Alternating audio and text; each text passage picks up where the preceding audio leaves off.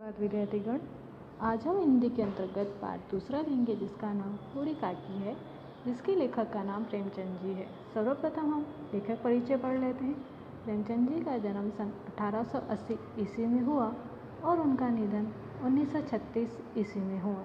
हिंदी के उपन्यास सम्राट प्रेमचंद जी का जन्म उत्तर प्रदेश में वाराणसी के निकट लम्ही नामक गांव में हुआ था। हिंदी के उपन्यास सम्राट प्रेमचंद जी को कहा जाता है, जिनका जन्म वाराणसी के निकट लम्ही नामक गांव में हुआ था। उनका मूल नाम धनपत राय था।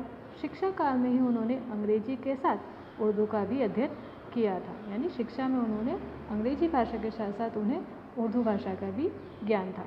प्रारंभ में वे कुछ वर्षों तक स्कूल में रहे, बाद में शिक्षा विभाग में सब डिप्टी इंस्पेक्टर रहे।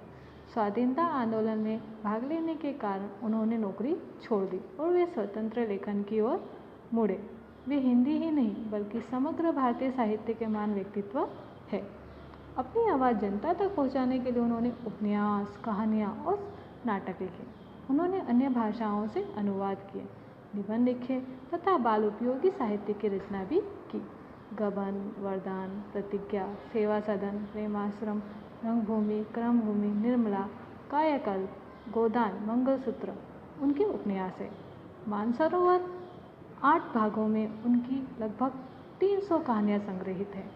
प्रेम की वेदी, करबला और संग्राम उनके नाटक है। कुछ विचार, कलम और तलवार और त्याग आदि उनके निबंध संकलन है।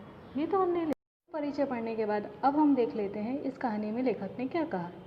बूढ़ी काकी में प्रेमचंद ने ऐसे दयनीय वृद्धों की अवस्था की ओर हमारा ध्यान खींचा है जिन्हें उपेक्षा मिलती है और जो जीवन के हर क्षण का आनंद पूर्वक उपभोग करना चाहते हैं। यह मूल कहानी का संक्षिप्त रूप है। आइए इस कहानी के मुख्य पात्र के बारे में हम जान लेते हैं। इस कहानी का मुख्य पात्र बूढ़ी काकी है, जिसमें वह असहाय और दयनीय व्यक्तियों की कथा है। बूढ़ी काकी का भतीजा है जिसका नाम बुद्धिराम है और वह बूढ़ी काकी से झूठे वादे करके उन्हें विश्वास दिलाकर उनकी संपत्ति अपने नाम कर लेता है। बुद्धिराम की पत्नी जिसका नाम रूपा है, उत्सव के समय बूढ़ी काकी को एक कमरे में बंद कर देती है। अंत में उसे बूढ़ी काकी के प्रति किए हुए गलत व्यवहार पर माफ़ी मांगती है और भगवान से प्रार्थना करती है कि उसे माफ़ कर दे। बुद्धिराम का बेटा है जिसका नाम सुखराम है। सुखराम के तिलक का उत्सव घर में बनाया जा रहा है। बुद्धिराम की एक बेटी है जिसका नाम लाडली है। लाडली है जो बूढ़ी काकी को अत्यंत प्रेम करती है। ये है मुख्य पात्रों के परिचय। आइए अब हम इस कहानी का सार देख लेते हैं। काकी का कभी अपना भरा पूरा परिवार था, पर पति और नौजवान बेटियों की मृत्यु हो जाने के कारण अब वह बिल्कुल बेसहारा हो गई थी।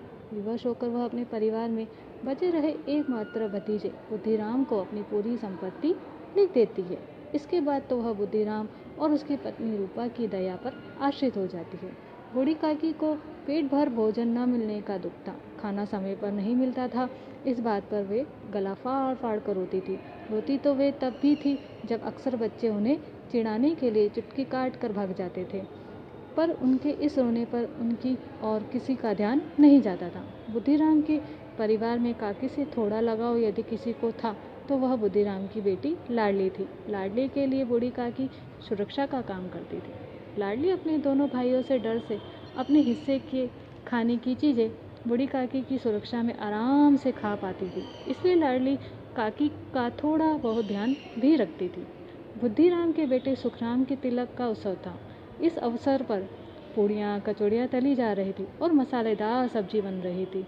इन सब की सुगंध बूढ़ी काकी को अपनी कोठरी में बेचैन कर रही थी। उन्हें लग रहा था कि मेहमानों ने भोजन कर लिया होगा और उनके लिए कोई भोजन लेकर नहीं आया। यह सोचकर उन्हें रोना आ गया, पर वे मन महसूस कर रह गई। शुभ अवसर पर रोना बहुत बुरा हो जाता है। की कल्पना में लाल लाल फूली हुई पूड़ियाँ नाचने लगती है। वे धीरे धीरे रेंगते हुए उस कढ़ा के पास पहुंच जाती है जिसमें पूड़ियाँ निकाली जा रही थी, मगर तभी रूपा की नज़र उन पर पड़ती है और वह जल भुन उठती है। वह तुरंत काकी पर झड़पती है और उन्हें बुरी तरह फटकारती है। बूढ़ी काकी सन्न हो जाती है और कुछ नहीं बोलती। वे रेंगते रेंगते अपनी कोठरी में चली जाती है। अब वे अपनी जल्दबाजी पर दुखी हो जाती है, अपने किए पर पछताती है। वे निश्चित करती है कि जब तक कोई उन्हें बुलाने नहीं आएगा वे बाहर नहीं जाएंगी। लेकिन कुछ समय और बीता तो उनसे रहा नहीं गया। वे फिर सरकती हुई आंगन में जा पहुंचती है। वे देखती है कि मेहमान मंडली अभी भी भोजन कर रही है। बुद्धिराम बूढ़ी काकी को आया हुआ देखकर आग बबूला हो उठता है।